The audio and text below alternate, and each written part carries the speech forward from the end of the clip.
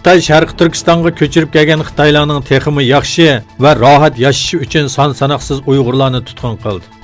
Ma'lum bo'lishicha, Sharq Turkistonning Maralbeshi noyisida 813 oiladan 3433 kishi uylaridan majburiy chiqarilib, nahiya markaziga yiroq bo'lgan joyga ko'chirilgan.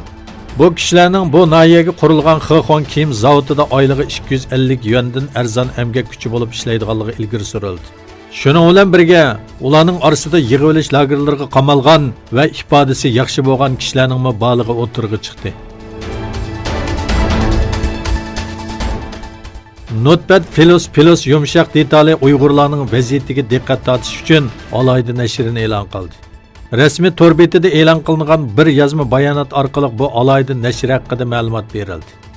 Uyg'urlarga kishilik huquq nashrini bazaga solgan shirkat Xitoyning Uyg'urlarga qaratgan bostirishlari, islom dushmanligi va qanday yordam qilib bo'ladiganligi haqida tushuntirish berdi.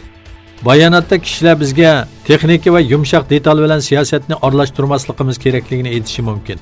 Bizning siyosat bilan korimiz bo'lmasa, siyosatning biz bilan kori bo'ladi deyildi.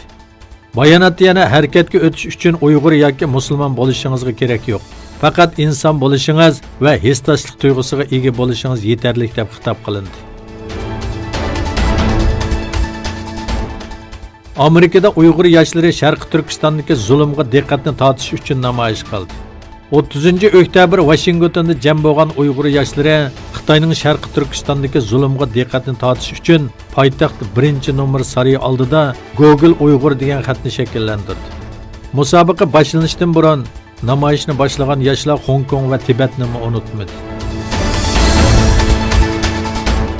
Yevropa İttifaqı Komiteti Türkiyədəki Suriyalik panohlanğuchilarga insoniy yordam uchun 663 million yevro avatganligini bildirdi.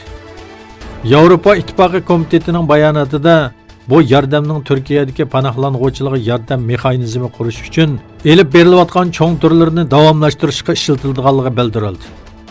600 million yevro Yevropa İttifaqı tarixidagi eng cho'ng insonparvarlik yordami programmasi bo'lgan jiddiy ijtimoiy bexatarlik to'rini davomlashtirish uchun ishlatiladi.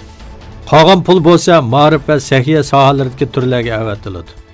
Mazkur komitet Turkiyadagi suriyalik panohlanuvchilarga yordam qilish uchun avatilgan pulning Turkiya doiralari vositasi orqali emas, balki xalqaro insonparvarlik tashkilotlari va mustaqil ommaviy tashkilotlar tomonidan bo'lganligini ta'kidladi.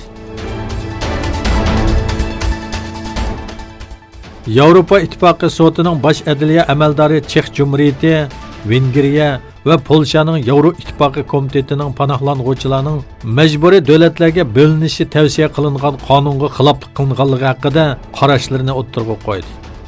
Lyuksemburgga joylashgan va Yevropa İttifoqining eng oliy qonun organi bo'lgan Yevropa İttifaqı soti bosh adliya amaldori Eleanor Sharifeston Yevropa komitetining Chex, Vengriya va Polshaga qarta majburiy qabul qilingan ko'chman sonini bekitib berish tuzimiga rioya qilmaganligi sababli oshgan tavsiya haqida to'xtaldi.